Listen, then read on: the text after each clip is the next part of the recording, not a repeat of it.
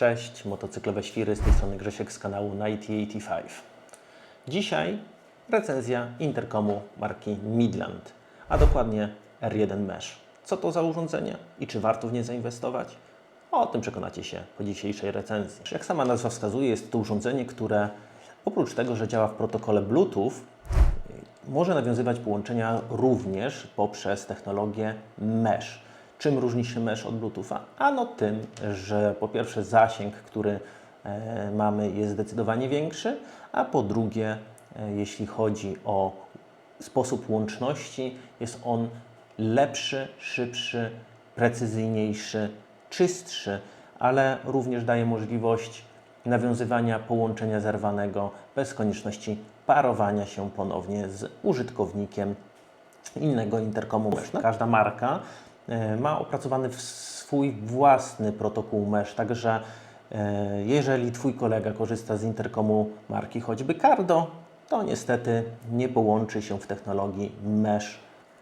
R1 Mesh waży 50 gram i jest naprawdę wykonany z fajnego materiału. Jest to porządnej jakości plastik oraz duże przyciski gumowe, które znajdują się zarówno w panelu centralnym, są to 3 przyciski, oraz w panelu górnym plus i minus. Dodatkowo urządzenie posiada antenkę, która ma zwiększać zasięg urządzenia. Od tylnej strony znajdziemy mocowanie magnetyczne, które pozwala na szybki montaż i demontaż interkomu z kasku. Oprócz tego na urządzeniu znajdziemy gniazdo ładowania USB-C.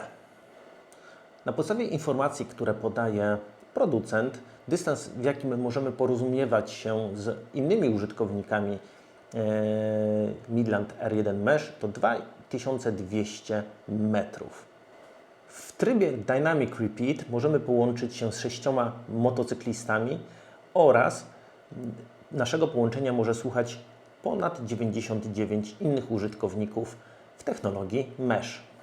Samo urządzenie posiada funkcję Universal Pairing, która pozwala na łączenie się z interkomami innych marek, ale też Midland wraz z firmą Cardo oraz Uclear, w zasadzie w takiej kooperacji, stworzyli wspólny protokół, który pozwala na łączenie się z właśnie tymi interkomami w trybie tak zwanym OBI. OBI, czyli Open Bluetooth Interface.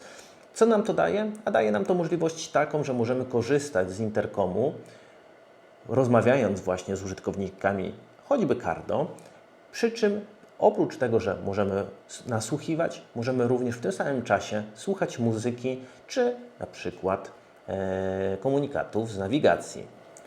Urządzenie posiada 2 chipsety, jeden dedykowany specjalnie pod technologię Bluetooth, drugi pod technologię Mesh. Po poprawnym sformatowaniu baterii urządzenie będzie funkcjonować około 15 godzin w technologii Mesh oraz 23 godzin w technologii Bluetooth.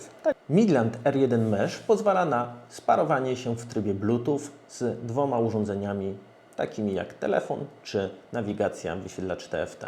Tak czy siak możemy w tym samym czasie mieć podłączone 2 urządzenia, na przykład 2 telefony, telefon i nawigację, albo telefon i wyświetlacz TFT w Twoim motocyklu.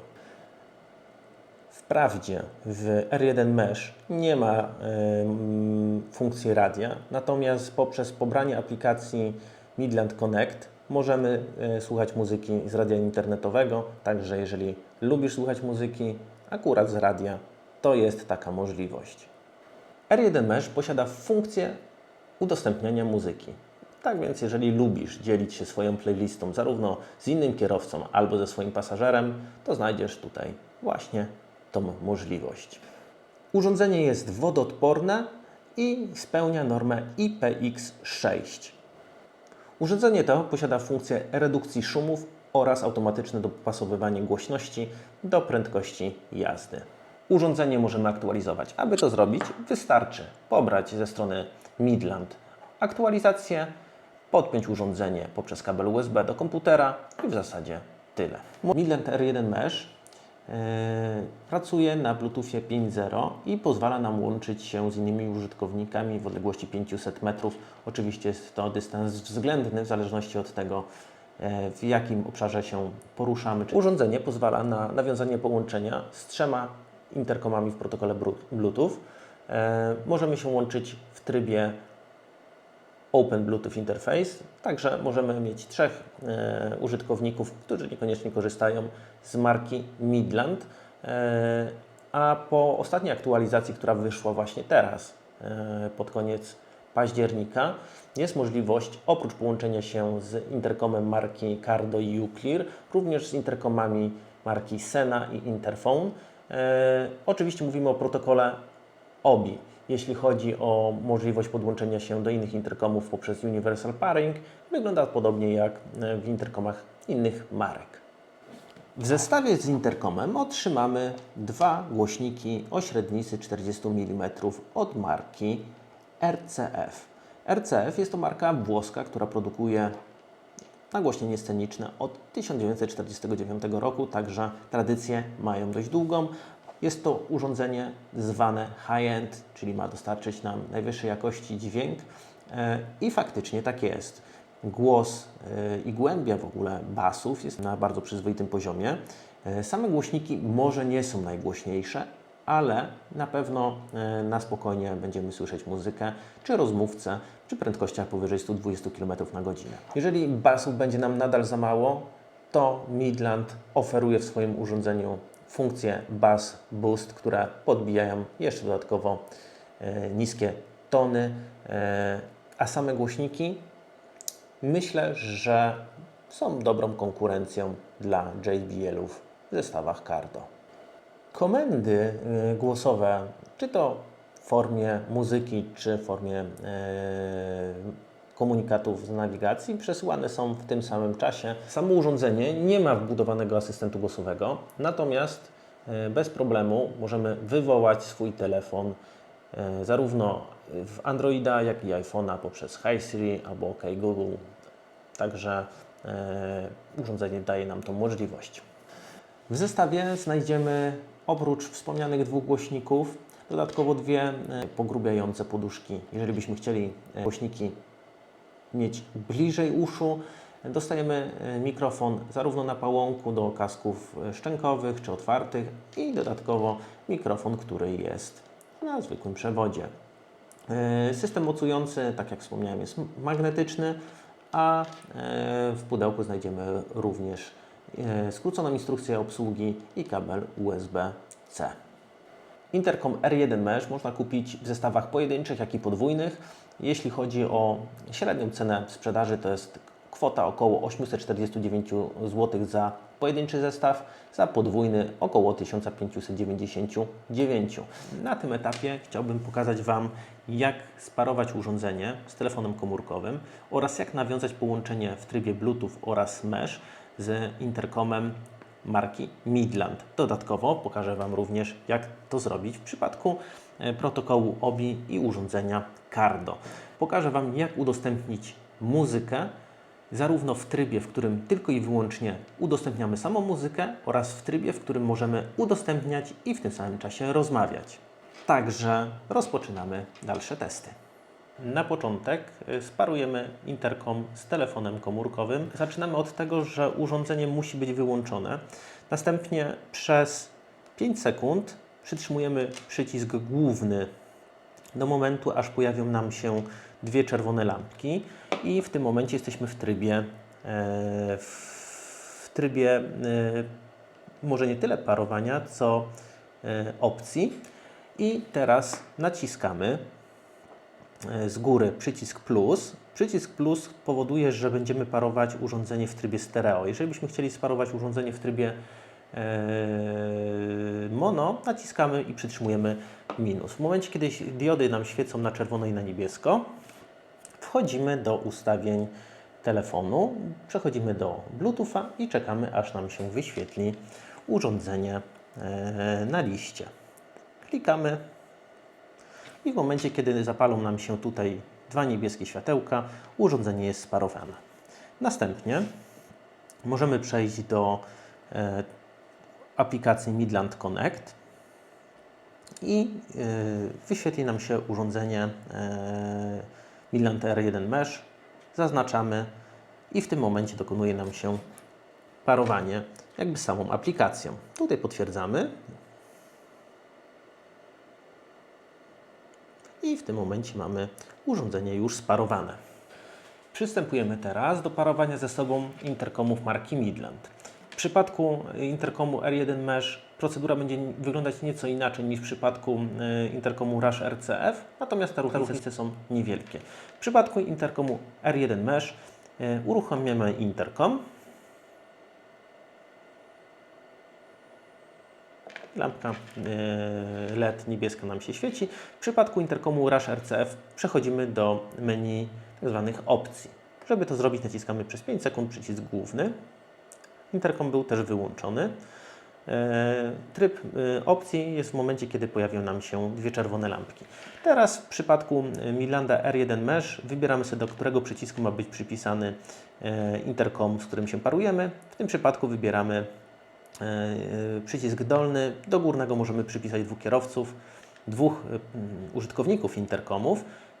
I tutaj należy przytrzymać przycisk przez 2-3 sekundy, jeśli chodzi o pierwszego kierowcę, pasażera czy użytkownika po prostu interkomu, albo około 5-6 sekund, aby przypisać kolejnego użytkownika. Także tutaj przypisujemy do dolnego przycisku, przytrzymujemy go przez 2-3 sekundy. Zapala nam się niebiesko-czerwona lampka, która sugeruje nam, że interkom jest w trybie parowania. To samo zrobimy w przypadku Rush RCF, ale żeby było troszeczkę inaczej, naciśniemy przycisk górny. I urządzenie jest w trybie parowania.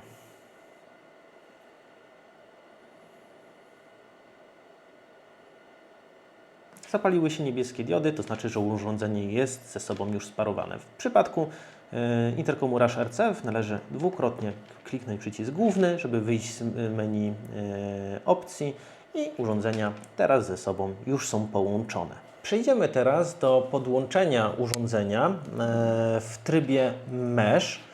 Aby to zrobić, musimy w każdym urządzeniu nadać osobny numer gościa, ale nie jest to skomplikowane. W przypadku interkomu Midland R1 Mesh najpierw wchodzimy do aplikacji, wybieramy urządzenie R1 Mesh i w opcjach wybieramy sobie Mesh i tutaj mamy przypisanego klienta albo gościa numer 2. Jest super, mamy numer 2. Teraz musimy zobaczyć, jak to wygląda w przypadku interkomu Rush RCF. Przechodzimy zatem do drugiego interkomu.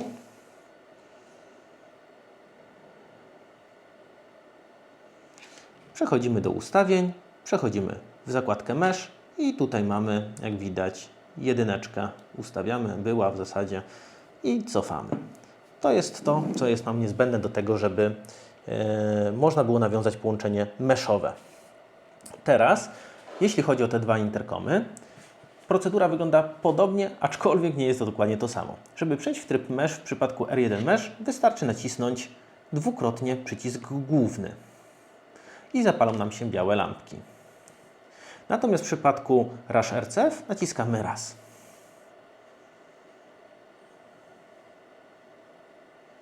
I urządzenia automatycznie są ze sobą już połączone. Aby przejść teraz z funkcji połączenia Mesh z powrotem do funkcji Bluetooth, wystarczy w przypadku Midlanda R1 Mesh dwukrotnie nacisnąć przycisk główny,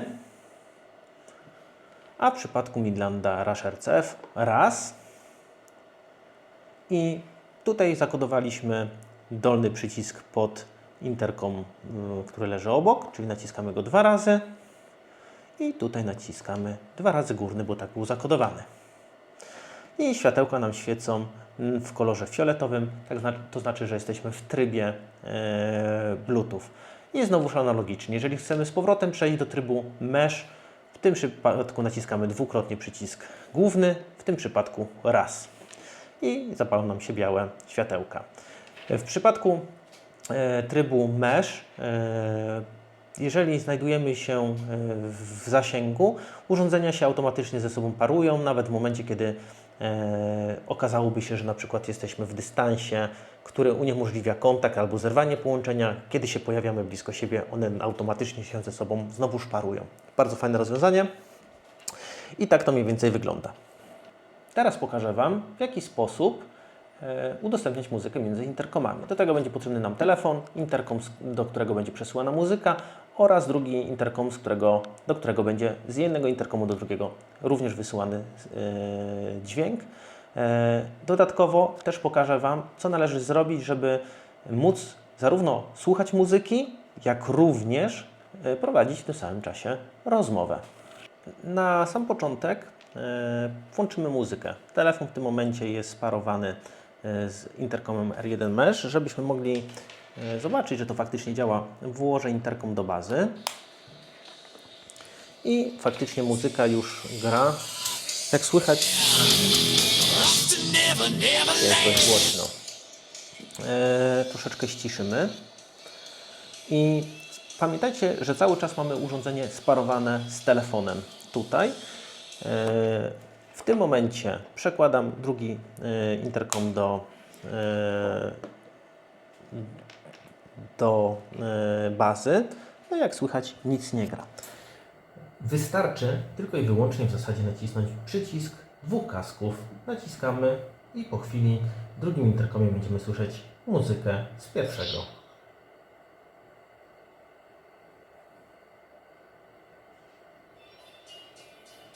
I tak to działa. Możemy to też zrobić na drugi sposób, czyli w tym momencie muzyka nie jest puszczana w słuchawkach. Przełączamy sobie bazę z powrotem do pierwszego interkomu. Tutaj muzyka leci. I jeżeli będziemy połączeni, czyli sobie klikamy dwa razy, żeby się połączył interkom z drugim interkomem i naciskamy przycisk główny. I teraz muzyka będzie przekazywana z jednego interkomu do drugiego.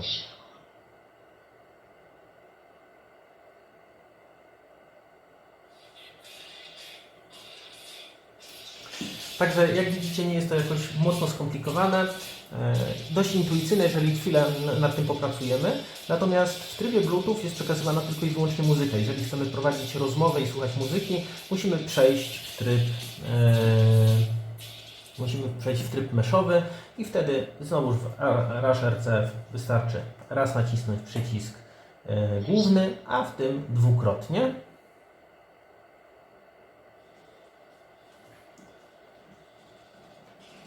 Muzyka jest nadal przekazywana, natomiast możemy również w tym momencie komunikować się między jednym a drugim interkomem. Przechodzimy teraz do parowania interkomu Midlanda z interkomem Cardo. Jak wspominałem wcześniej, oba interkomy dzięki aktualizacji i kooperacji w zasadzie utworzyły wspólny protokół OBI, czyli Open Bluetooth Interface, i dzięki niemu bez problemu interkomy się ze sobą łączą, pozostawiając również funkcję taką jak słuchanie muzyki i kontakt z interkomem innej marki. Przy czym należy pamiętać, że w przypadku Universal Pairing, kiedy nie działamy w tak zwanym trybie Full Duplex, nie ma możliwości takiej, żeby i słuchać muzyki, i przesyłać komunikaty głosowe do miejsca. Należy pamiętać o tym, że przesyłanie muzyki w przypadku dwóch różnych marek na chwilę obecną jest niemożliwe, ale możliwe jest słuchanie muzyki i rozmawianie z kolegą, który ma interkom innej marki. Tak więc zaczynamy. W przypadku Midlanda uruchamiamy urządzenie. Naciskamy główny przycisk i dolny. Urządzenie jest już włączone. To samo robimy w Cardo. Tryb uruchomienia jest bardzo podobny. Dobra, urządzenie mam włączone.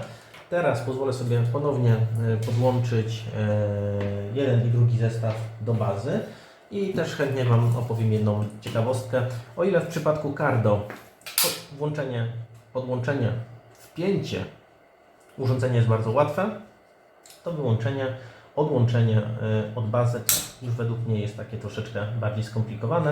Tak więc jeszcze raz trzeba po prostu nacisnąć i przesunąć, ale przymontując wystarczy tylko położyć. W przypadku interkomu Midland mamy tutaj dwa takie ząbki, musimy je sobie włożyć w szczeliny i on się po prostu zamyka, natomiast nie jest to takie płynne jak w Cardo. Natomiast dużo prostszy jest demontaż, bo demontujemy naciskając tutaj przycisk i on nam wyskakuje już. Także bardzo fajnie to działa. Nie trzeba też tutaj dużej siły. Generalnie wpięcie jest łatwiejsze w Cardo, wypięcie w interkomie Midland. Natomiast przejdźmy teraz do parowania. Wezmę sobie mikrofon pierwszego urządzenia. Będziemy parować pod drugi przycisk w interkomie Midland, także naciskamy go przez 2 sekundy.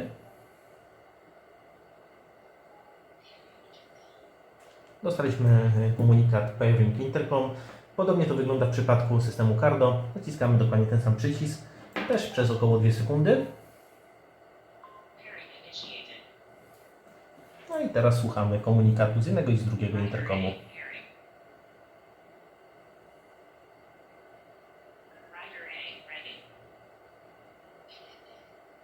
Obaj interkomy są w tym momencie już ze sobą sparowane. Żeby rozmawiać, wystarczy akurat w przypadku interkomu Midland wywołać interkom Cardo, czyli nacisnąć dwukrotnie przycisk górny.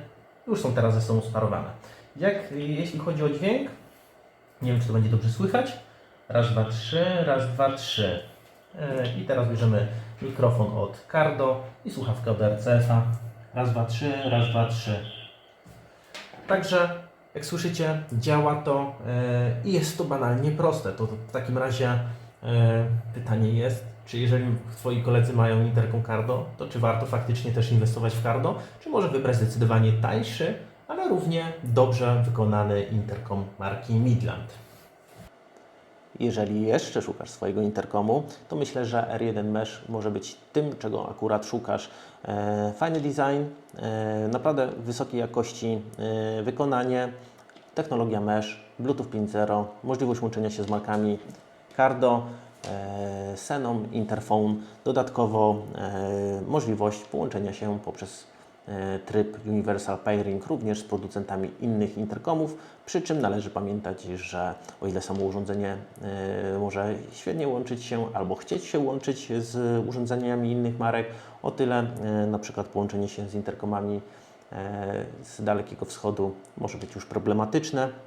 Nie sprawdzałem, ale przynajmniej na podstawie informacji, które gdzieś tam śledzę w internecie, wiem, że z tym bywa problem. Co jeszcze? Fajne głośniki, naprawdę świetny dźwięk. W zasadzie to jest naprawdę urządzenie, które w takim podejściu jakość-cena idealnie pasuje do polskiego rynku i myślę, że będzie spełniać oczekiwania użytkowników. Także myślę, że nie ma co dłużej czekać. Zachęcam Was do odwiedzenia mojej strony. Link do samego produktu znajdziecie w opisie filmu. To już wszystko, co dzisiaj dla Was przygotowałem. Jeżeli Wam się podobało, dajcie łapkę w górę, a jeżeli nie chcecie ominąć kolejnych odcinków, zasubskrybujcie kanał i naciśnijcie dzwoneczek. To na pewno zmotywuje mnie do tego, aby przygotować dla Was kolejny materiał.